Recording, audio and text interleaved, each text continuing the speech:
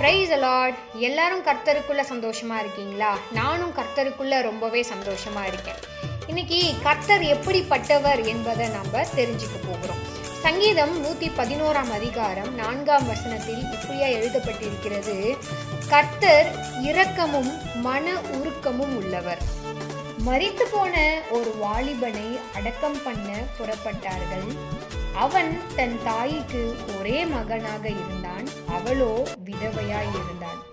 கர்த்தர் அவளை பார்த்து அவள் மேல் மனதுருகி, அழாதே என்று சொல்லி பாடையை தொட்டார். வாலிபன் உயிரோடு எழுந்தான்.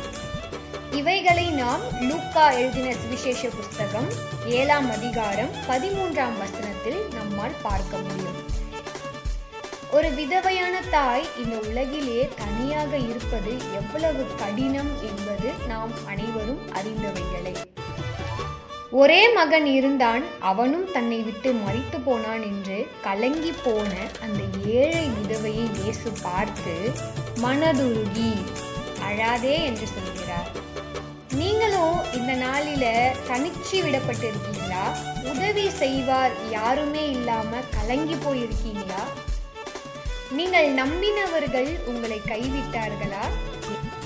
இயேசு உங்களை பார்த்து சொல்கிறார், அழாதே என்று. இனி நீங்கள் தனிச்சு இருப்பதில்லை.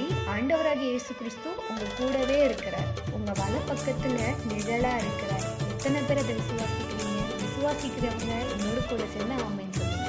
கர்த்தர் தாமே நம் அனைவரையும்